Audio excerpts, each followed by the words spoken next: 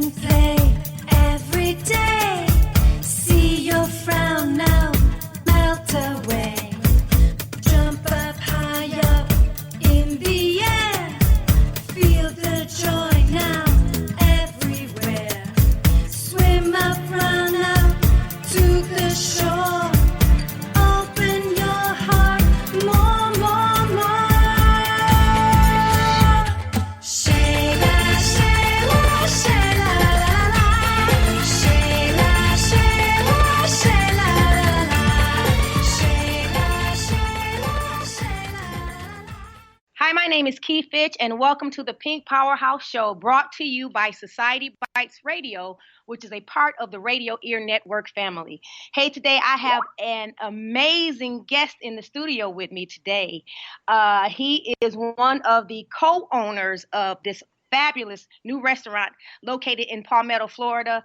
The food is amazing, the service is amazing, and I really want you guys to go and try it out. But let me give you a little bit of information and background about the co-owners and the restaurant itself. In the studio, I have Mr. Jermaine Davis, aspiring to create a restaurant that would bring authentic Louisiana cuisine to the rest of the world. Relatives, which happen to be one of a former NBA player named Tyrus Thomas, and a restaurateur who's actually in the studio, Mr. Jermaine Davis. They created the concept of Louisiana in a box. The restaurant's four walls being the box, and the food inside of it fabulous. Louisiana in a Box serves traditional Louisiana cuisine such as Gumbo, Étouffée, Jambalaya, po' boys, mouth-watering boiled crawfish, and many other favorites. With a variety of delicious entrees to choose from, they are sure you'll be satisfied. And I've been since I found out about the place, I've been no fewer than probably 6 times, and the food is absolutely amazing. I can't say enough about it. This restaurant is a family-oriented restaurant striving to offer an excellent quality of service to everyone in the community. Now he's going to have to help me with this because I can't speak that, but this is what they're saying right here. Pronounce that. All right, that's Laissez, temps, rou-ler. And that means Let the good times roll. let the good times roll. They haven't been open quite a year yet. They opened in November 12th, November 2018. November 12th, 2018. So it'll be coming up over a year in November. But in the short time, they've managed to kind of make their way within the community in terms of supporting different events.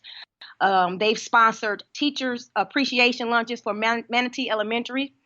They sponsored dinner at the 9th annual Relax in the City event, which benefited sickle cell anemia patients. And they also host free giveaways through their social media outlet. And towards the close of this interview, I'm going to give you all the information that you need to contact them via social media and the location of the restaurant. But having said all that, I want to welcome Mr. Jermaine Davis here, and it's a pleasure for me to have you, and an honor to have you talk about the amazing things and kind of what got you here and into this business. So just ask you a couple questions. You just kind of shoot. Gotcha. So what brought you here? Let's start with there. Well, first and foremost, the pleasure is all mine. Thank you very much you. for bringing us here. All right, well, recently, at last year, Tyrus Thomas, the co-owner, he's my cousin, he reached out to me back in February, actually of March of last year. I've been in a restaurant 20 years, so that's why he reached out to me. 20 years. Yeah, so he's been coming to the Bradenton area since 2011, training at IMG. Okay. So that's how he's That's the familiar connection. with. There we go. That's the connection. So he's been coming out here back and forth between Sarasota and IMG, Bradenton area. So he's familiar here. So he got the idea, looked around, ate a lot of places here, felt the need for authentic Louisiana cuisine. Me being his big cousin. Big cousin. You got to throw that in there. I got to throw that in because he's like 6'11". Okay. Little big cousin. Yeah, Okay. Exactly. So he reached out to me actually while I was at work one day, and he just asked me to come check it out. Yeah. And I came out here the following week, and within 3 days, we found a building. We had a concept. We had a menu. Just wow. So like our brains like just turning, like the momentum starts. It just starts. So once something is right and it's good, it does flow. Yeah. And so let me ask you. So did you come up with the recipes and all that good stuff? How did all those are those family recipes? How did all that come about? Well, it's a mixture of me being in a restaurant. Okay. So some family recipes, some things I completely thought of myself. Wow. And some things I've been familiar with just from working in restaurants. Yeah. So, the thing with that is you're getting authentic food that's made from scratch. Mm-hmm. You know, you're not going to be able to get that from most places this day and age. Yeah. You know, so most food's coming in frozen. Yeah. Our food starting with the butter and the flour for the most part. Yeah, straight basics. Yeah, so you get fresh vegetables, you know, flour, butter, create our roux, and go from there. So you get a lot of real good flavors in what we do. One thing, which is a myth, that Cajun food mm-hmm. is spicy. Yeah. We do have a spice to our food, but as you know, as people try it, they realize that okay, it's not overbearingly spicy. Right. A lot of times you get the generic representation of Louisiana food. Okay. And so when you get that, you know, just that generic, I think this is how it's supposed to taste. Like, you get a lot of spice to it. So, you know, when people relate Cajun, when they think of Cajun, the first thing they think is spicy. That's true. You know, but not me. Like when I think of Cajun, I think of flavorful. Yeah. You know, I think of very good. Something that's got a lot of different tastes to it, but all creates one. Yeah. You know, so, and nothing over layers anything. Like everything just blends well. And so, it has its own distinctive flavor, unique quality to it. So you have been a restaurateur for 20 years.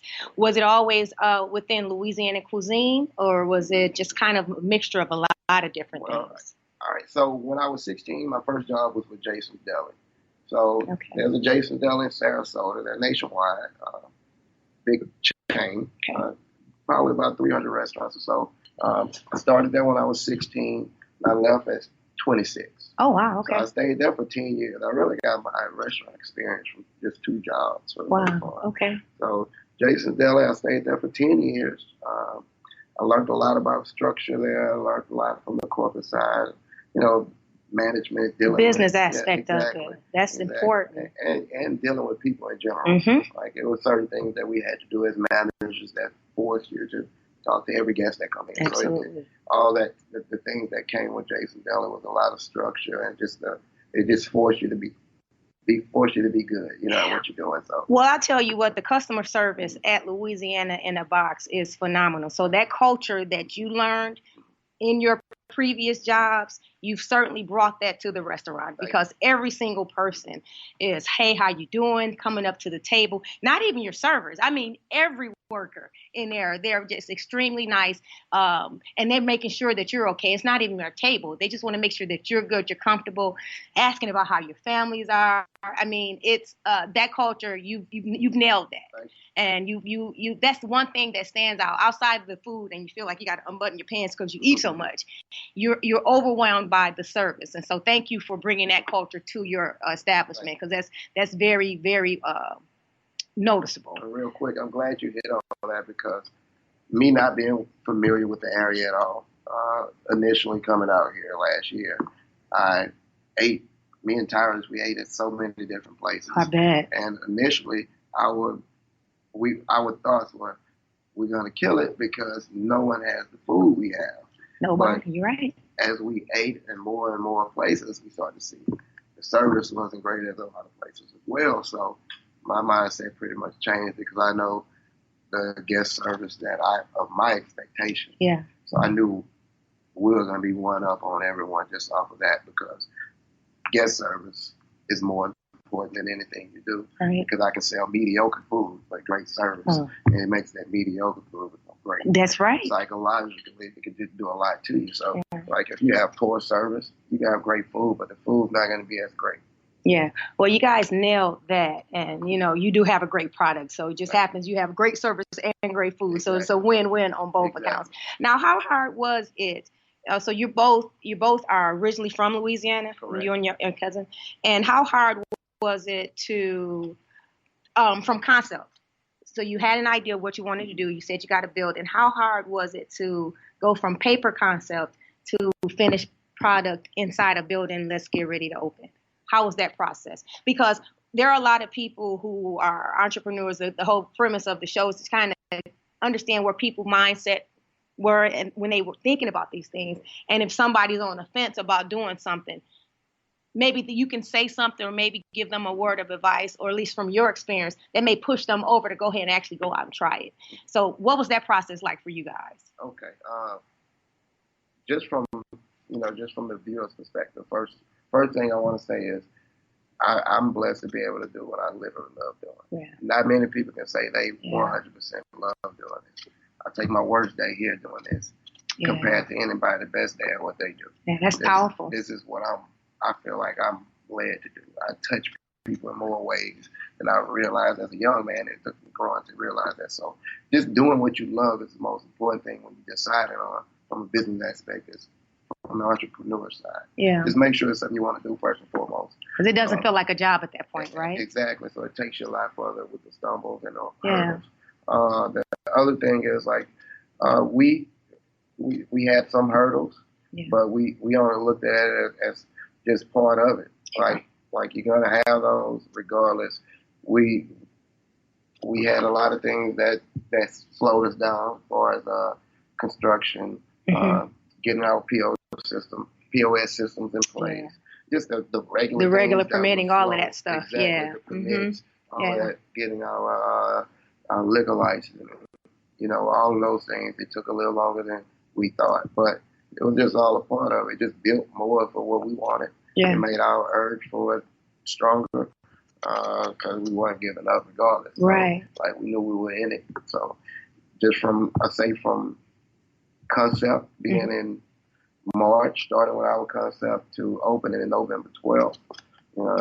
So from March to November, y'all were gone. That was y'all knew. Y'all had you already started setting some things in place, or y'all just was that like a 24-hour thing? That's all you did was eat, sleep. Let's get this done. Because that's pretty impressive, especially to do that. Did you move here in March? No. Okay, so you were doing all of this stuff back and forth remotely. Wow, yeah, man, that's impressive. I'll be honest. I believe in God. I have a strong belief in God. And I don't mind saying it.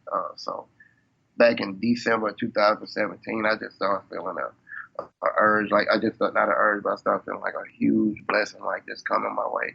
I've never felt that in my life. Yeah. I don't know how to explain it. Like it give me chills when I talk about it. And like it seemed like God was just preparing me for that phone call. So from December to March, I just felt this huge blessing, like just something's waiting for you. Way. It wasn't waiting. It was coming there. To me. It was just coming to me. I just felt it, as the months passed, I felt it getting closer and closer. Yeah. And I got the text from my cousin Tyrus, and when I read the text, it was like that blessing I felt. It was punching me in my face. Like I cannot explain it. Yeah. And like God set my mind right, because I was at a job that I loved. I stayed at my most recent job 10 years. I was the first black manager in every position I held there. Yeah. I've done a lot with that company. I helped transition it into where it's at. So it was a lot to ask for me to leave when Tyrus reached out to me. Yeah. But so you knew that, being a man of faith, you knew that was God that was had it. already started setting it. Yeah, that's awesome. So that was the biggest thing, just preparation mentally. Just being prepared for what you're doing can help you accelerate things a lot. And faster. Accepting that call. Yeah. You accepted it. Yeah. So let's talk a little bit more about the restaurant. I always like to dive in. I'm going to shift away from you just a little bit because I want to talk about your business and all this good stuff that you have to offer. Outside of the great food and customer service, you have a full bar as well. Full bar. You also do catering. You want to talk a little bit about that? Correct. We do catering.